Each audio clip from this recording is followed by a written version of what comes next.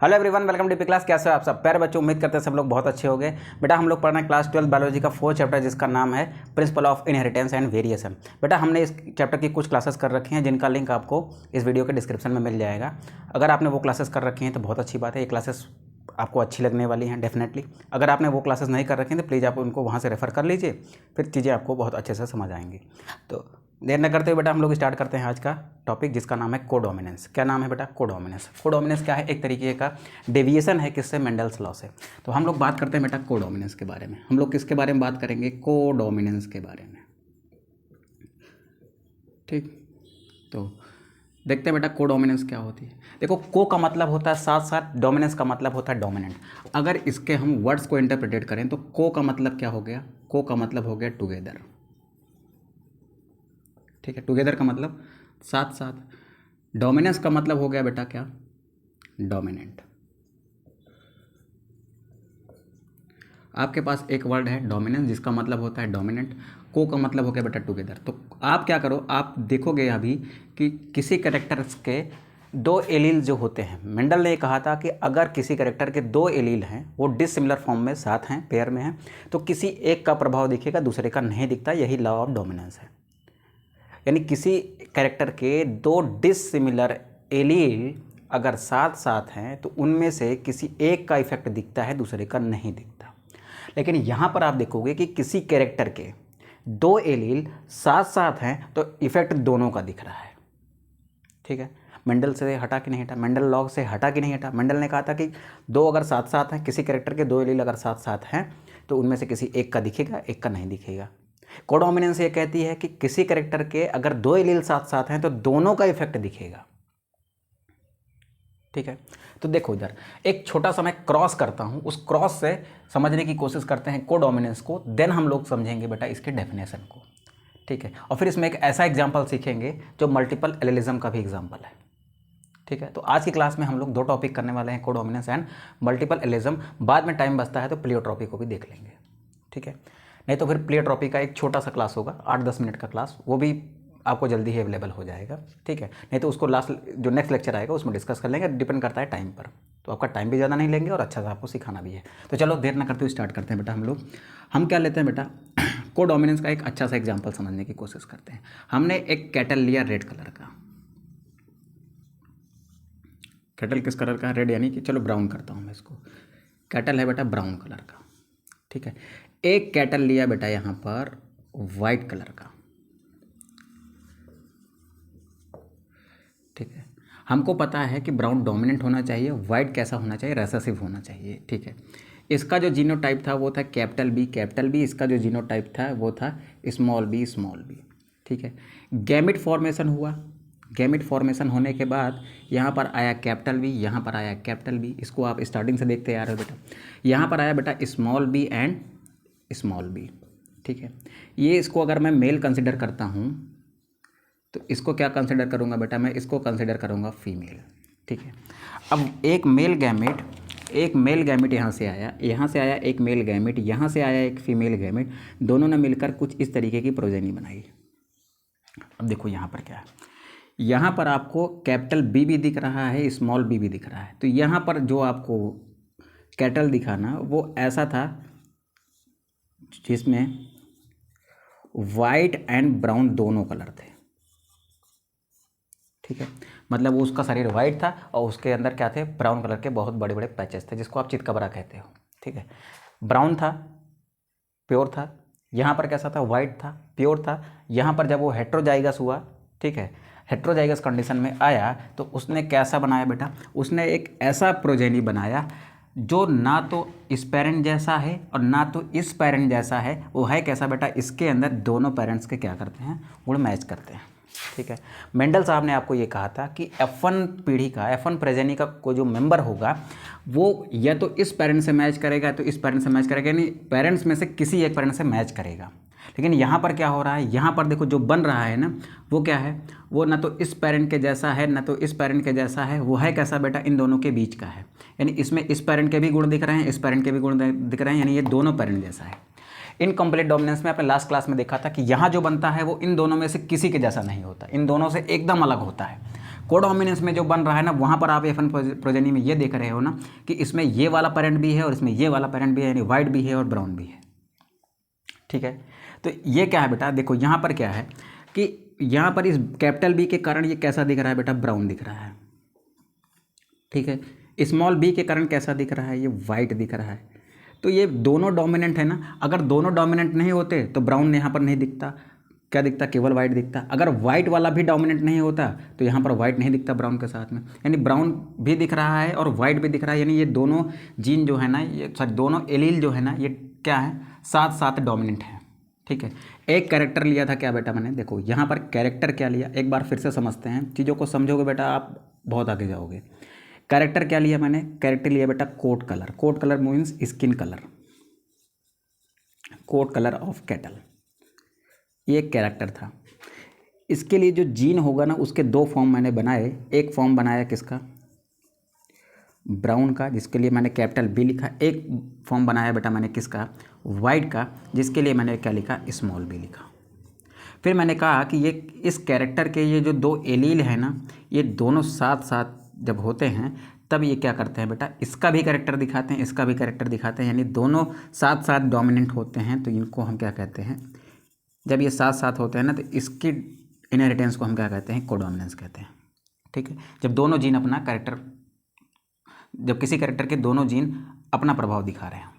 ठीक है, तो कोडोमिनेंस क्या है, कोडोमिनेंस ये है बेटा कि when two alleles of same character, दो एलील सेम कैरेक्टर के जब साथ होते हैं तो वो दोनों अपना प्रभाव दिखाते हैं, इसी को आप क्या कहते हो, कोडोमिनेंस कहते हो। क्या लिखोगे, that inheritance, that inheritance, that inheritance in which two alleles, two different alleles of same character, two different alleles of same character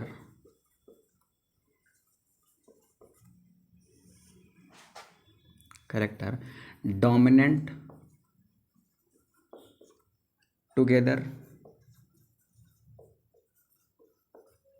मतलब साथ साथ डोमिनेंट होते हैं, and exist simultaneously,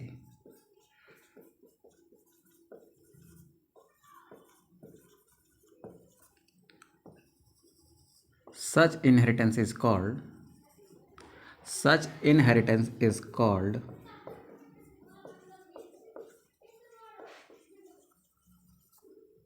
codominance. Codominance क्या है बेटा, कोडोमिनेंस एक ऐसी इनहेरिटेंस है जिसमें किसी कैरेक्टर के दो एलील साथ साथ डोमिनेंट होते हैं और हमेशा साथ रहते हैं। उनको क्या कहते हैं बेटा आप, साथ साथ डोमिनेंट होते हैं, उनको क्या कहोगे आप, उनको कहोगे आप कोडोमिनेंस। ठीक है, यहाँ तक बात समझ में आई। अब कोडोमिनेंस का एक बहुत ही आइडियल एग्जाम्पल है, one ideal example of codominance is human blood group, human blood group.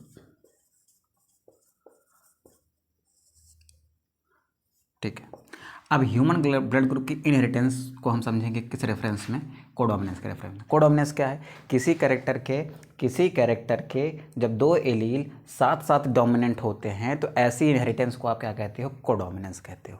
Codominance में क्या हुआ, इनकम्प्लीट डोमिनेंस में क्या हो रहा था कि जो F1 प्रोजेनी का मेंबर था वो दोनों पेरेंट्स से डिफरेंट था।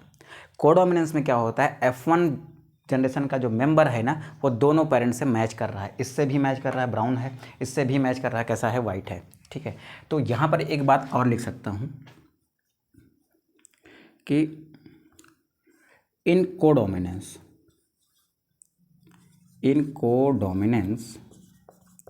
member of F1 progeny is similar to both parent or having characters of both parents। कुछ इनसे मैच करता है, कुछ इनसे मैच करता है। ठीक, कुछ इससे मैच करता है, कुछ इससे मैच करता है। यहाँ तक की बात समझ आ गई बेटा, तो फटाक से स्क्रीनशॉट करो। फिर हम लोग चलते हैं ह्यूमन ब्लड ग्रुप की इनहेरिटेंस में, एकदम डिटेल से पढ़ते हैं इसको। चलो बेटा रफ करते हैं और सीखते हैं ब्लड ग्रुप इनहेरिटेंस।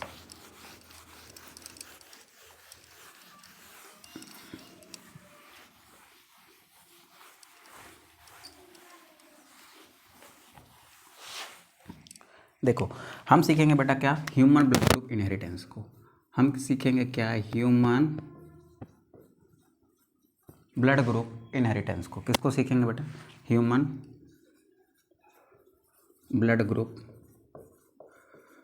इनहेरिटेंस को। एक मिनट बेटा, जरा देखने तो सारा कुछ सही है या फिर कुछ डिसबैलेंस हुआ है। हाँ ठीक है, चलो देखो इधर ह्यूमन ब्लड ग्रुप इनहेरिटेंस हम कैसे समझेंगे। देखो ह्यूमन का ब्लड ग्रुप जो है, ह्यूमन ब्लड ग्रुप क्या है, एक कैरेक्टर है बेटा। क्या है, एक कैरेक्टर है कि हमारा ब्लड ग्रुप कैसा होगा। ये क्या है, एक कैरेक्टर है।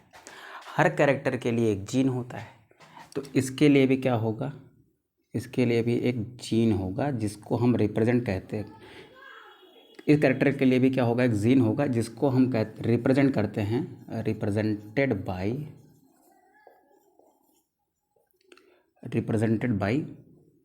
आई। अब जीन है बेटा, तो क्या करेगा, प्रोटीन बनाएगा। हाँ सर प्रोटीन बनाएगा। अब ये जीन जो है ना क्या बनाता है, प्रोटीन बनाता है। ठीक है सर, जीन का एक्सप्रेशन होगा, क्या बनाएगा, प्रोटीन बनाएगा। अब ये जो जीन है ना, ये इसके फॉर्म देखोगे आप तो इसके 3 फॉर्म हैं। 1 फॉर्म IA फॉर्म है, दूसरी फॉर्म IB फॉर्म है, और इसकी तीसरी फॉर्म जो है ना वो IO फॉर्म है। तो यानी कैरेक्टर का ये जो जीन है ना, इसके कितनी फॉर्म्स हैं, 3 फॉर्म्स हैं। यानी इसके पास कितने एलील हैं, इसके पास बेटा 3 एलील हैं। कितने एलील, 3 एलील। ठीक है। अब ये जो जीन का ये वाला फॉर्म है, IA वाला फॉर्म है, ध्यान से सुनेंगे बेटा। ये जो जीन का IA वाला फॉर्म है ना, ये क्या फॉर्म करता है, दिस फॉर्म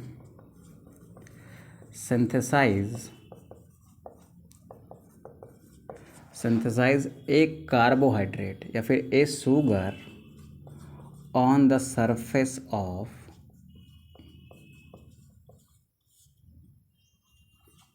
सिंथेसाइज करता है क्या बेटा, एक शुगर कहाँ पर, सरफेस ऑफ RBC। ठीक है। बी क्या करता है बेटा, ये जो आपका एलील का B फॉर्म है IB भी क्या करता है बेटा, ये भी एक तरीके की शुगर बनाता है। कहाँ पर, सरफेस ऑफ RBC। यानी देखो A भी एक शुगर बना रहा है। A का क्या होगा, A का बेटा जब आपका mRNA बनेगा, उसका जब फिर ट्रांसलेशन होगा तो प्रोटीन बनेगी। तो वो प्रोटीन जो होगी ना, वो किसके फॉर्मेशन में मदद करती है, एक स्पेशल टाइप की शुगर के फॉर्मेशन में। ठीक। IB जो शुगर है ना, सॉरी IB जो जीन है, यानी IB जो एलील है, वो भी क्या बनाता है बेटा, एक तरीके की शुगर बनाता है, जो कहाँ पर होती है, सरफेस ऑफ RBC होती है। लेकिन ये जो ये वाली शुगर है, B वाली शुगर है, ये थोड़ा सा डिफरेंट होती है किससे, A से। But sugar by IB is slightly different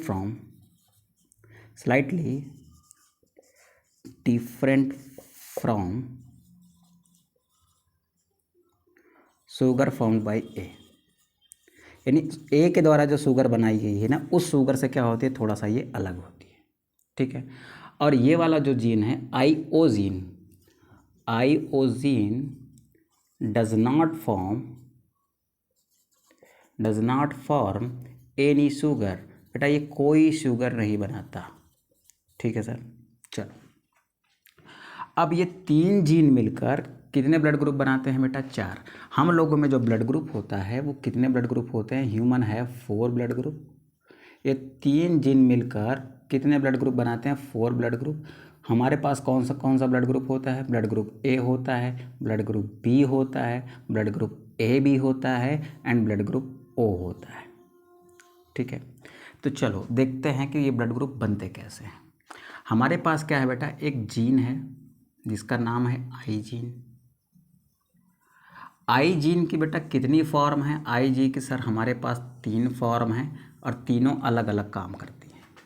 ठीक है, आई ए फॉर्म अलग तरीके की शुगर बनाती है, आई बी फॉर्म अलग तरीके की शुगर बनाती है और आई ओ फॉर्म कोई शुगर नहीं बनाती। अगर ये मेरी एक आर बी सी है, this one is my R B C, तो ये एक ऐसी आर बी सी है बेटा जिसमें अगर आई ए जीन है तो इसमें एक अलग तरीके की प्रोटीन बनती है, कुछ ऐसे। इसके सरफेस पर ये देखो ब्लू कलर की प्रोटीन बना रहा हूँ मैं, ठीक, एक अलग तरीके की प्रोटीन बन रही है। चलो आई होप समझ आ रहा होगा बेटा आपको। ये आई ए वाला आरबीसी था जिसमें का जीन कैसा है, आई ए फॉर्म का है। तो यहाँ पर क्या है बेटा, यहाँ पर जो शुगर बन रही है ना वो थोड़ा सा डिफरेंट होगी किससे, बी वाले से। अब यहाँ पर ये आरबीसी थी जिसमें आई ए था, उसने इस तरीके की शुगर बनाई। यहाँ पर बेटा एक दूसरी आरबीसी है, ठीक है, यहाँ पर एक दूसरी आरबीसी है जिसमें, यहाँ पर एक दूसरी आरबीसी है जिसमें जीन जो है ना वो कौन सा है, आईपी है। तो इसकी जो प्रोटीन बन रही है ना वो क्या है, थोड़ा सा डिफरेंट है। इसकी प्रोटीन कैसे है देखो, अलग है किससे, सॉरी इसकी प्रोटीन नहीं, इसकी शुगर जो है ना वो क्या है बेटा, थोड़ा सा अलग है।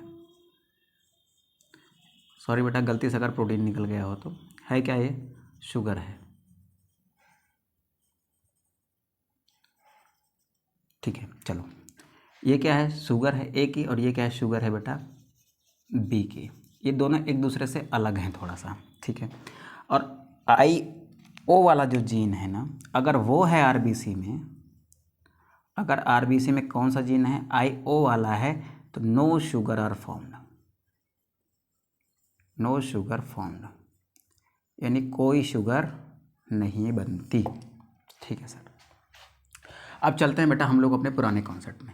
मेरे पास एक जीन है किसके लिए, ब्लड ग्रुप के लिए, जिसका नाम है आई जीन। आई जीन के 3 एलील हैं। कितने एलील हैं बेटा इसके, 3 एलील हैं। अब ये 3 एलील क्या करते हैं, 3 एलील में ये दोनों एलील जो है ना ये डोमिनेंट है। क्या है बेटा, ये डोमिनेंट हैं किसके ऊपर, आई ओ के ऊपर। यानी ये वाला जीन जो है ना आई ओ क्या है, रेसेसिव है। ये 3 जीन, these 3 alleles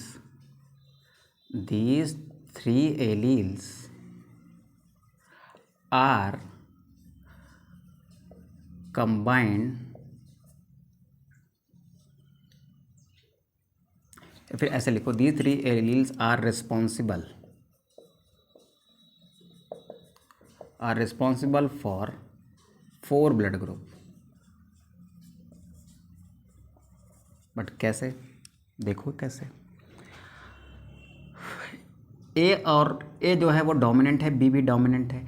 ए जब ओ के साथ में होगा तो ए डोमिनेंट होगा, बी जब आई इस ओ के साथ में होगा, आई ओ के साथ में, तब ये बी डोमिनेंट होगा। लेकिन जब ए भी साथ में होगा ना तो ये दोनों डोमिनेंट होगा, और जब ये ए और बी साथ में होकर दोनों डोमिनेंट होगा ना बेटा, तो ये किसका एग्जाम्पल बना, ये बना किसका, ये बना बेटा आपका कोडोमिनेंस का। ठीक है, इसका स्क्रीनशॉट करो बेटा, तो यहाँ पर थोड़ा सा हमको मिटाने की आवश्यकता पड़ेगी। ठीक है, चलो मैं थोड़ा सा रफ करता हूँ इस साइड में। देखो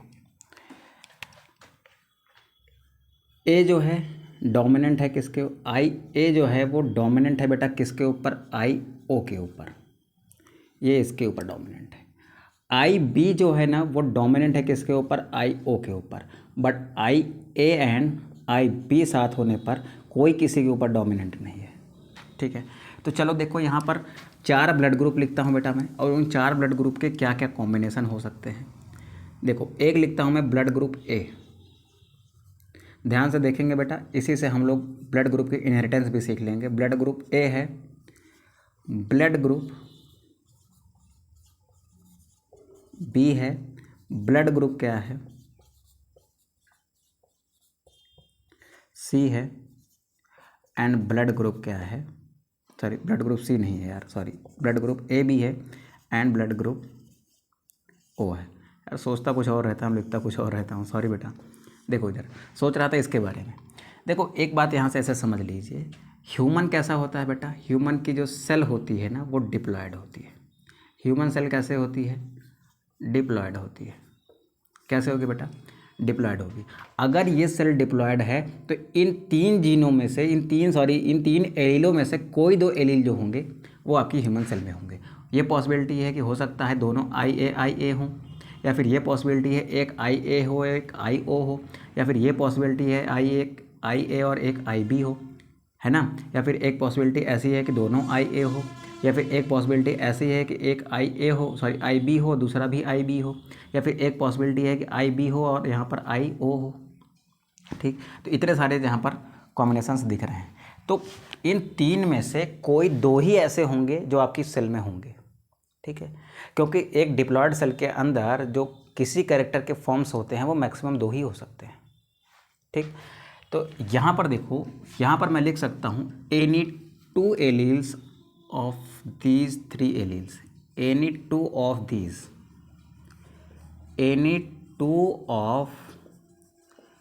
these alleles are present in human diploid cell, मानव की जो द्विगुणित कोशिका होती है ना, डिप्लॉयड जो सेल होती है ना, उसमें इन तीनों में से कोई दो ही जीन हो सकता है। ये कॉम्बिनेशन मैंने बना दिया। अभी यहाँ से एक बार फिर बनाता हूँ मैं। चलो देखो इधर, अब यहाँ पर थोड़ा सा मैं इसको रफ करता हूँ बेटा। यहाँ से आप स्क्रीनशॉट कर लो फटाक से, फिर मैं आगे बढ़ता हूँ। चलो मैं इसको रफ करता हूँ थोड़ा सा, ताकि मुझे स्पेस मिल जाए। देखो, अगर ब्लड ग्रुप ए है तो हो सकता है उसके अंदर जीन कुछ ऐसा हो, ये पॉसिबिलिटी है। दोनों केस में डोमिनेंट वाला है, ये वाला भी एलील डोमिनेंट का, ये भी एलील, यानी पेयर में जो है ना, डिप्लॉयड है तो पेयर में होगा तो ये पेयर हो सकता है। या फिर ये पॉसिबिलिटी है ब्लड ग्रुप ए होने की, ये आई ए हो और ये क्या हो, आई ओ हो। यहाँ भी पॉसिबिलिटी किसकी है बेटा, यहाँ पर पॉसिबिलिटी किसकी है, ब्लड ग्रुप ए की। दोनों डोमिनेंट होंगे तो ए ही बनेगा, ए वाली ही शुगर बनेगी। ठीक है, यहाँ पर क्या होगी, आई ओ के कारण तो कोई, यहाँ पर देखो आई ओ अगर आ जाता है तो इसके कारण तो कोई शुगर बनती नहीं, बनेगी किसके कारण, ए के कारण। तो ये भी कैसा होगा बेटा, ब्लड ग्रुप ए का होगा। अब चलते हैं बेटा ब्लड ग्रुप बी में। ब्लड ग्रुप बी में क्या हो सकता है, अगर दोनों जीन इसके कैसे हैं बेटा, आई बी के हैं। ठीक है, तब क्या होगा, दोनों जीन बी वाली शुगर बनाएंगे। यार मैं बार बार प्रोटीन बोल रहा हूँ बेटा, माफ़ करना। ये क्या शुगर है, इसके कारण क्या बनेगी, ये वाली बी वाली शुगर बनेगी। ठीक है सर, अगर एक जीन बेटा आई बी हो, दूसरा जीन कैसा हो, आई ओ हो, तब क्या होगा, ओ के कारण तो कोई शुगर नहीं बनेगी, लेकिन बी के कारण तो बी वाली शुगर बनेगी। तो यहाँ पर क्या होगा बेटा, आई बी एंड आई ओ, कुछ ऐसा होगा। ठीक है सर, अब ए बी कब होगा, देखो अगर आई ए और आई बी, आई ए के कारण ये वाली शुगर बनती है, आई बी के कारण ये रेड वाली शुगर बनती है, तो एक कंडीशन कहीं भी बेटा ऐसी आ जाए, कैसी आ जाए, ऐसी आ जाए कि यहाँ पर एक एलील ए का हो, दूसरा किसका हो, बी का हो, तो ए वाला कहेगा भाई साहब मैं भी ताकतवर हूँ, मैं भी अपनी प्रोटीन बनाऊँगा। तो ये ब्लू वाली प्रोटीन बनेगी कि नहीं बनेगी, हाँ सर बनेगी। यहाँ पर देख बेटा, यहाँ पर बनेगी कि नहीं बनेगी, बनेगी। तो ये बन गई किसकी प्रोटीन, ए की, सॉरी ए की शुगर बन गई। यहाँ पर क्या बनेगी बेटा, यहाँ पर बी वाला कहेगा अच्छा तुम ताकतवर हो तो क्या हम तुमसे कम ताकतवर हैं। ठीक, हम भी तुमको देख लेंगे, जितना तुम बनाओगे उतना हम बनाएंगे। ठीक, तो यहाँ पर भी देखो 4 बनी शुगर किसकी, आई ए की, और 4 ही बनी है बी की, यानी दोनों ने बराबर ताकत दिखाई है। तो यहाँ पर बेटा ए की भी शुगर है एंड बी की भी शुगर है, तो यहाँ पर ब्लड ग्रुप कैसा होगा, यहाँ पर ब्लड ग्रुप होगा ए एंड बी। और यही वो कंडीशन है जो हम कोडोमिनेंस वाली पढ़ रहे हैं। ए ने भी अपना ताकत दिखाई, बी ने भी अपनी ताकत दिखाई, यानी एक कैरेक्टर के दो डिफरेंट एलील अगर साथ साथ में हैं और दोनों डोमिनेंट हैं, क्योंकि दोनों का यहाँ पर प्रोडक्ट दिख रहा है, ए का प्रोडक्ट भी दिख रहा है और बी का भी प्रोडक्ट दिख रहा है, तो इसका मतलब ये दोनों डोमिनेंट हैं। तो ये क्या है बेटा, यहाँ पर आपको दिखने को मिल रही है कोडोमिनेंस। क्या देखने को मिल रही है, कोडोमिनेंस, जहाँ ए वाला एलील भी अपना इफेक्ट दिखा रहा है, बी भी दिखा रहा है। तो ये है बेटा क्या, कोडोमिनेंस। अब आगे चलते हैं बेटा, ब्लड ग्रुप ओ देखते हैं कैसा होगा। ये ब्लड ग्रुप में एक ही पॉसिबिलिटी है, अगर इसके साथ ए वाला आ जाएगा तो वो ए वाली शुगर बना देगा, इसके साथ में बेटा अगर बी वाला आ जाएगा तो बी वाली शुगर बना देगा, अगर इसके साथ में एक और ओ वाला आए तभी यहाँ पर कोई शुगर नहीं बनेगी। तब एक कंडीशन कैसी होगी बेटा, रेसेसिव केवल होमोजाइगस कंडीशन में ही डोमिनेंट होते हैं, अपने आप को एक्सप्रेस कर पाते हैं। तो ये रेसेसिव था, ठीक है, अपने आप को होमोजाइगस कंडीशन में ही दिखा पा रहा है, यानी ओ ब्लड ग्रुप है। ठीक है सर, बात क्लियर हुई बेटा। आपको यहाँ पर देखो 6 जीनोटाइप मिलकर कितना ब्लड ग्रुप बना रहे हैं, 4 ब्लड ग्रुप। एक जीनोटाइप, दूसरा जीनोटाइप, तीसरा जीनोटाइप, चौथा जीनोटाइप, पांचवा जीनोटाइप और ये छठा जीनोटाइप। 6 जीनोटाइप मिलकर कितना ब्लड ग्रुप बना रहे हैं बेटा, 4 ब्लड ग्रुप बना रहे हैं। ठीक है, तो ये हो गया बेटा कोडोमिनेंस। कोडोमिनेंस में आपने क्या देखा कि जब दो एक कैरेक्टर के दो डिफरेंट एलील साथ साथ होने पर दोनों अपना इफेक्ट साथ साथ दिखाते हैं तो उसको आप कहते हो कोडोमिनेंस। यहाँ पर देखो एक कैरेक्टर के ये 2 एलील्स हैं, डिफरेंट एलील हैं, दोनों यहाँ पर साथ साथ में हैं। देखो दोनों यहाँ पर आई ए भी है और आई बी भी है, दोनों साथ साथ होने पर अपना इफेक्ट दिखा रहे हैं नहीं दिखा रहे हैं। देखो दोनों साथ साथ होने पर ए वाले ने भी प्रोटीन अपना शुगर बनाया है, बी वाले ने भी अपना शुगर बनाया है, यानी दोनों ने बनाया है। ठीक है बेटा, तो जब दोनों ने बनाया है यानी दोनों का इफेक्ट दिखा है। तो यहाँ पर क्या है बेटा, it is a classical example of codominance. ठीक, एक एडिशनल इन्फॉर्मेशन अगर चाहते हो तो वो भी लिख देता हूँ कि ह्यूमन ब्लड ग्रुप का जो कैरेक्टर होता है उसके लिए जो जीन होता है ना बेटा, वो कहाँ होता है, that is present on chromosome number 9, chromosome number 9। ठीक है सर, चलो यहाँ तक बात क्लियर हुई बेटा। ठीक है, यहाँ तक बात क्लियर हुई। अगर बात क्लियर हुई हो तो बेटा प्यार से इसका स्क्रीनशॉट करिए, फिर हम लोग आगे बढ़ते हैं और एक बढ़िया सा दूसरा कॉन्सेप्ट सीखते हैं, किसका, मल्टीपल एलेलिज्म का। ठीक है, व्हाट इज़ मल्टीपल एलेलिज्म।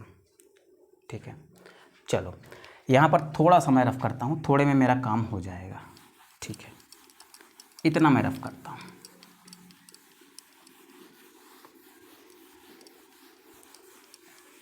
ठीक है, मल्टीपल एलेलिज्म। बेटा मल्टीपल एलेलिज्म क्या होती है, मल्टीपल एलेलिज्म क्या होती है। देखो मल्टीपल एलेलिज्म क्या होती है, देखो मल्टीपल एलेलिज्म में क्या होता है कि कोई एक कैरेक्टर के एक से ज़्यादा एलील, सॉरी 2 से ज़्यादा एलील हों, एक कैरेक्टर के जीन के 2 से ज़्यादा एलील का होना क्या कहलाता है, मल्टीपल एलेलिज्म। मेंडल ने आपको ये कहा था कि किसी एक कैरेक्टर के मैक्सिमम 2 डिफरेंट एलील हो सकते हैं। कितने एलील बेटा, 2 डिफरेंट एलील।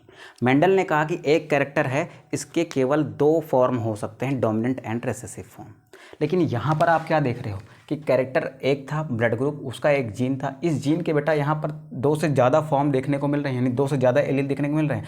मेंडल के नियम को फॉलो करता तो यहाँ पर 2 एलील दिखते, लेकिन यहाँ पर कितने दिख रहे हैं, 3। तो यानी ये मेंडल लॉ से डेविएशन है कि नहीं है, मेंडल लॉ से डेविएशन है। अब देखो एक कैरेक्टर था, ये तीनों जीन मिलकर, ये तीनों जीन आई के ये जो तीनों फॉर्म है, आई ए, आई बी एंड आई ओ, ये तीनों एलील मिलकर क्या कर रहे हैं बेटा, केवल ब्लड ग्रुप की इनहेरिटेंस को कंट्रोल कर रहे हैं। They are controlling blood group inheritance. Blood group क्या है, एक तरीके का कैरेक्टर है। ब्लड ग्रुप एक तरीके का क्या है बेटा, कैरेक्टर है। ब्लड ग्रुप की इनहेरिटेंस को कंट्रोल कर रहा है एक जीन जिसके कितने फॉर्म है बेटा, 3 फॉर्म है। ठीक है, तो मल्टीपल एलेलिज्म क्या है, व्हेन ए सिंगल कैरेक्टर, यहाँ पर देखो एक सिंगल कैरेक्टर 2 से ज़्यादा एलील से कंट्रोल किया जाए तो ऐसी इनहेरिटेंस को क्या कहते हैं, multiple allelism.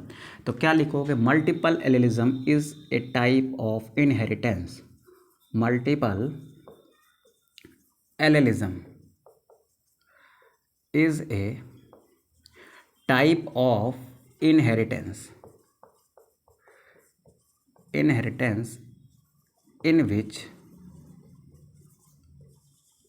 which a single character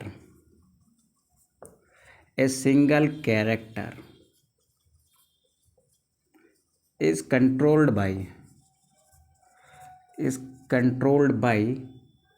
more than 2 genes, more than 2 alleles लिखो, more than 2 alleles or multiple alleles। ठीक है, मल्टीपल एलेलिज्म क्या है, एक तरीके की इनहेरिटेंस है, इनमें एक सिंगल कैरेक्टर कंट्रोल किया जाता है किससे, 2 से ज़्यादा एलील्स के थ्रू। तो यहाँ पर देखो एक सिंगल कैरेक्टर था ब्लड ग्रुप, इसका एक जीन था, ये इसके 3 एलील थे, ये 3 एलील मिलकर कितने टाइप के ब्लड ग्रुप बना रहे हैं? तो 4 बना रहे हैं। 1, this one is 2 and this one is 3 and this one is 4।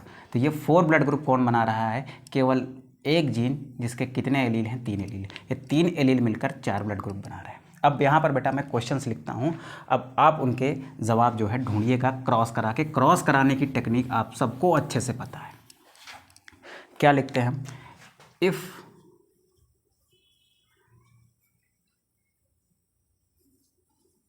A male is,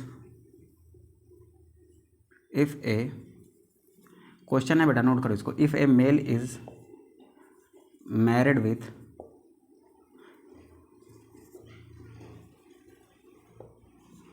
with a female having O blood group,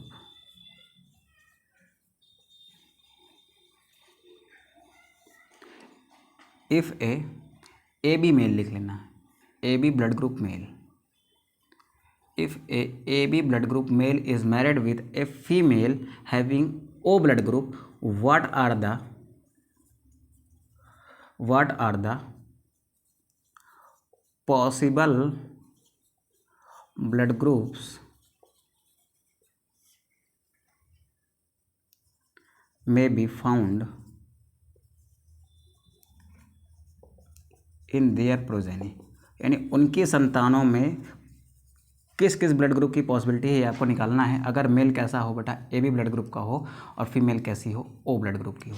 एक अच्छा बहुत ही दमदार क्वेश्चन लिखिए, क्वेश्चन नंबर 2। इसको कर दिया ना बेटा तो मैं ये मान लूँगा कि आप वाकई में बहुत दमदार हो पढ़ाई के मामले में, ठीक है। तो चलो देखते हैं। मैं ये कह रहा हूँ कि एक कपल है, 4 चिल्ड्रन, एक कपल के पास यानी एक पति पत्नी के पास कितने बच्चे हैं? 4 बच्चे हैं। All childrens are of 4 different blood group. यानी एक कपल के 4 बच्चे हैं, वो चारों बच्चे जो है बेटा अलग अलग ब्लड ग्रुप के हैं। So find the possible genotype of parents. यानी पेरेंट्स का पॉसिबल जीनोटाइप निकालिए, genotype of parents, and also find blood group of parents. Parents का जीनोटाइप कैसा होगा और पेरेंट्स का ब्लड ग्रुप कैसा होगा, ये आपको निकालना है। अगर पेरेंट्स ऐसे हैं बेटा जिनके चारों बच्चे कैसे हैं, जिनके चारों बच्चे 4 अलग ब्लड ग्रुप के हैं, ठीक है। चलो आगे देखते हैं बेटा। अब हम लोग पढ़ते हैं किसका? हम लोग पढ़ते हैं एग्जाम्पल किसका बेटा? हम लोग पढ़ते हैं प्लियोट्रॉपी को। क्या पढ़ेंगे बेटा? प्लियोट्रॉपी को। वो कुछ इससे मिलता जुलता ही कॉन्सेप्ट है, उसको सीखने का प्रयास करते हैं, ठीक है। तो चलो इतना ही रफ करता हूँ मैं, फिर लास्ट में इस क्वेश्चन को, इसमें से एक आध क्वेश्चन मैं डिस्कस कर लूँगा, बाकी का आपके लिए छोड़ दूँगा। ये वाला तो डेफिनेटली आपके लिए छोड़ने वाला हूँ, आप इसको करिए और करके आंसर कमेंट बॉक्स में ड्रॉप करिए। देखते हैं कितना दिमाग चला पाते हो आप, आईक्यू लेवल कितना दूर तक जा सकता है। एक हिंट दे रहा हूँ, ये जो ब्लड ग्रुप ए बी है ना, इसका एक जीन जो है ना, एक एलील फादर से आया होगा, एक मदर से आया होगा, जिसके कारण ये ए बी हुआ। ये ब्लड ग्रुप ओ जो है ना, इसका एक एलील फादर से आया होगा, जिसके, और एक एलील कहाँ से आया होगा? मदर से, जिसके कारण ये हुआ आई ओ एंड आई बी का। अब बेटा 50% प्रॉब्लम आपके सॉल्व कर दी है मैंने। आप इस क्वेश्चन को इन दोनों से टैकल नहीं कर पाओगे, इससे कर लोगे। इसका एक एलील फादर से आया है, एक मदर से आया है, इसका भी एक फादर से आया है, एक मदर से आया है। अब पॉसिबल जीनोटाइप है, फाइंड कर लेना आप, ठीक। चलो अब हेडिंग डालो बेटा आप प्लियोट्रॉपी को।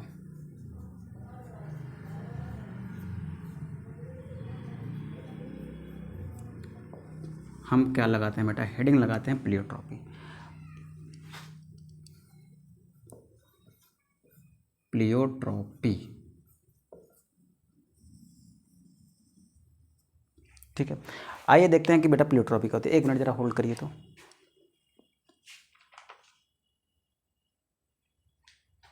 चलो देखते हैं बेटा प्लियोट्रॉपी क्या होती है। देखो प्लियोट्रॉपी क्या है? हमको पता है कि वन जीन कंट्रोल करता है वन कैरेक्टर। ये बात किसने समझाई? According to Mendel's law. फिर बाद में पता चलेगा कि एक जीन कंट्रोल करता है मोर than one character.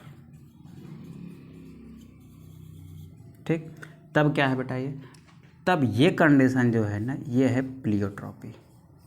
What is pleiotropy?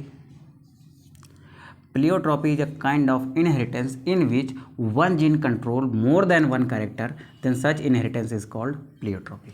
ठीक है, प्लियोट्रॉपी क्या है? प्लियोट्रॉपी एक ऐसी इनहेरिटेंस है जिसमें एक जीन एक से ज़्यादा कैरेक्टर को कंट्रोल करता है, वो प्लियोट्रॉपी है। मेंडल ने ये कहा था, यहाँ पर ये हो गया। अब बताओ मेंडल के लॉ से डेविएट हुआ कि नहीं हुआ? बिल्कुल हुआ सर। ठीक है, तो प्लियोट्रॉपी क्या है बेटा? तो हम लोग इसको डिफाइन करते हैं दो लाइन में। ठीक है, व्हाट इज प्लियोट्रॉपी? तो क्या लिखोगे? It is a type of inheritance. It is a type of inheritance in which one character is controlled by one gene control more than one character। बेटा तबीयत ठीक है नहीं, इस वजह से सब इधर उधर हो रहा है। बट आपकी क्लासेस ब्रेक ना हो, आपकी जो टाइमिंग है वो फिक्स है 8 PM की, उस पर आपको क्लास मिलनी है तो मिलने हैं। इसके लिए इतना मेहनत करनी पड़ रही है, नहीं तो आज हालत मेरी बहुत ख़राब है, खड़े होने की स्थिति में नहीं है। ठीक है, लेकिन फिर भी चलो कोई बात नहीं, करते हैं बेटा। It is a type of inheritance in which one gene control more than one character. एक जीन एक से ज़्यादा कैरेक्टर को कंट्रोल करता है, तो इस टाइप की इनहेरिटेंस को क्या कहते हैं? Pleiotropy. One character that such inheritance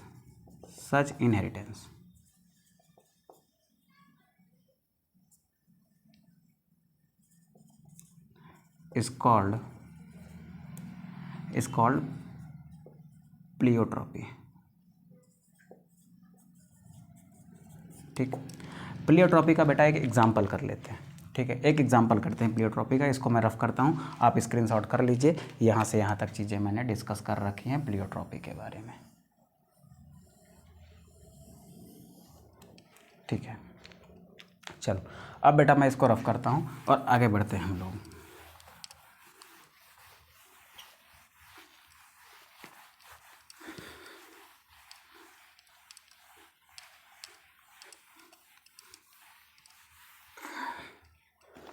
एक एग्जाम्पल लेता हूँ मैंने। मेरे पास एक पी का सीड है। पी के सीड के अंदर स्टार्च की सिंथेसिस होती है। किसके सिंथेसिस हो रही है बेटा? स्टार्च की सिंथेसिस हो रही है। स्टार्च की सिंथेसिस भी एक कैरेक्टर है। क्या है बेटा? एक कैरेक्टर है जिसको कंट्रोल करता होगा कोई जीन। ठीक है सर। अब ये जीन क्या करेगा? देखो, अब ये जीन जो है बेटा एक ऐसी प्रोटीन बनाएगा जो स्टार्च सिंथेसिस को इंड्यूस करती होगी, बढ़ावा देती होगी। इस जीन के दो एलील हैं। कितने एलील हैं? दो एलील। एक एलील को कहा मैंने कैपिटल बी, एक को कहा मैंने स्मॉल बी। ठीक है, अब कैपिटल बी जब होमोजाइगस फॉर्म में रहता है, कैपिटल बी एक पी लिया इन्होंने, कैपिटल बी और कैपिटल बी। ठीक, कैपिटल बी मैं ये मान रहा हूँ कि ये कौन सा कैरेक्टर को कंट्रोल करता है? स्टार्च की सिंथेसिस को। तो इसमें स्टार्च ज़्यादा बनेगा तो सीड कैसा होगा बेटा? सीड होगा लार्ज। ठीक, फूला हुआ होगा तो सीड क्या होगा? स्लाइटली बिग होगा। लार्ज था, चलो लिख लेता हूँ, लार्ज था मतलब बड़ा था। ये वाला जीन ऐसा था जो स्टार्च की सिंथेसिस को बहुत ज़्यादा बढ़ावा नहीं दे पा रहा था, इसमें कम स्टार्च बन रहा था। तो ये कैसा था बेटा? ये स्मॉल सीड था। ठीक है, दोनों डोमिनेंट फॉर्म में है, सीड बहुत ज़्यादा बड़ा है क्योंकि स्टार्च उसमें ज़्यादा बन गई। इसमें एक भी डोमिनेंट फॉर्म नहीं है तो इसमें स्टार्च कम, इस बी के कारण भी स्टार्च बनी लेकिन उतनी नहीं बनी जितनी कैपिटल बी के कारण बनती थी। इसके कारण भी स्टार्च बनती है, इसके कारण भी बनती है, बट इसके कारण ज़्यादा बनती है, इससे थोड़ा कम बनती है। तो यहाँ पर दोनों स्मॉल बी था, इस वजह से स्टार्च कम बनी, तो साइज इसका क्या रह गया, छोटा रह गया। ठीक है सर। अब यार क्या होता है इसमें, अब होता है इसमें यह है कि इसमें होगी गैमेट की फॉर्मेशन। यहाँ पर आ गया कैपिटल बी, यहाँ पर आ गया कैपिटल बी। ठीक है, यहाँ पर आ गया स्मॉल बी, यहाँ पर आ गया स्मॉल बी। ठीक है, अब जब हम इन गैमेट्स को फ्यूज़ कराते हैं तो यहाँ पर जो सीड तैयार होगा वो कैपिटल बी स्मॉल बी वाला होगा। ठीक है, उसके बाद यहाँ पर इनको देखा गया तो ये बेटा इंटरमीडिएट साइज का था, इंटरमीडिएट साइज है। इंटरमीडिएट साइज है मतलब इसका साइज इसके जैसा बड़ा भी नहीं था, इसका साइज इसके जैसा छोटा भी नहीं था, क्योंकि इस वाले जीन के कारण तो स्टार्च बहुत सारी बन रही थी, इसके कारण थोड़ा कम बन रही थी। तो देखो इसके कारण थोड़ा सा ज़्यादा बन रही है, इसके कारण थोड़ा कम बन रही है, यानी यहाँ पर जो स्टार्च बनेगी वो इससे वाले सीड से ज़्यादा होगी क्योंकि कैपिटल बी है। यहाँ पर जो स्टार्च बनेगी वो इस वाले सीड से कम होगी क्योंकि यहाँ पर एक ही कैपिटल बी है। यहाँ पर दोनों कैपिटल बी स्टार्च बना रहे थे, ज़्यादा बन रही थी, सीड बड़ा हो गया था। यहाँ पर दोनों स्मॉल बी थे, स्टार्च कम बन रही थी, सीड छोटा हो गया। यहाँ पर एक स्मॉल है एक बड़ा है, तो यानी कैपिटल बी के कारण तो ज़्यादा स्टार्च बनी लेकिन स्मॉल बी के कारण क्या हुई, कम स्टार्च बनी। तो ये वाला सीड जो है ना, इसमें स्टार्च की मात्रा इस वाले से ज़्यादा होगी क्योंकि एक कैपिटल बी है। ठीक है, इस वाले में ध्यान से सुनेंगे, इस वाले में स्टार्च की मात्रा जितनी थी उससे इसमें कम बनेगी। क्यों? क्योंकि इस वाले में ये जो कैपिटल बी और कैपिटल बी होना चाहिए था उसकी जगह पर क्या है, capital B and small B. इसमें दो कैपिटल बी हैं, इसमें एक कैपिटल बी है, इस वजह से स्टार्च कम, वो आपके कम बनी स्टार्च। इसमें क्या है, दोनों स्मॉल थे, कम बन रही थी, यहाँ पर एक कैपिटल आ गया यानी इससे बन गई ज़्यादा। अब इसकी बेटा कराते हैं सेल्फिंग। सेल्फिंग कराने का मतलब है सेम इसी तरीके का मेल होगा, सेम ऐसा ही फीमेल होगा। क्या बन सकता है बेटा, capital B capital B, capital B small B, capital B small B, small B and small B. ठीक, चलो ये कैसा होगा, ये लार्ज साइज का होगा क्योंकि दोनों कैपिटल बी हैं, ज़्यादा स्टार्च बनाएंगे, लार्ज साइज का हो गया। ये वाला स्मॉल साइज का होगा क्योंकि दोनों स्मॉल हैं तो कम स्टार्च बनाएंगे, तो ये हो गया स्मॉल साइज का।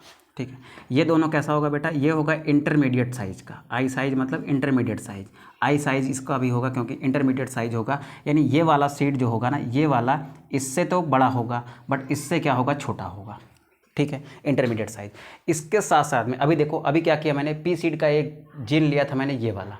ठीक है, जिसके दो एलील थे, वो जीन था क्या, बी, जिसके दो फॉर्म थे, capital B and small B. अब यहाँ पर आपने देखा ना कि ये किसको कंट्रोल कर रहा था, स्टार सिंथेसिस को, केवल एक कैरेक्टर को। इसके साथ साथ में इसने और क्या कंट्रोल किया वो अब सुनो।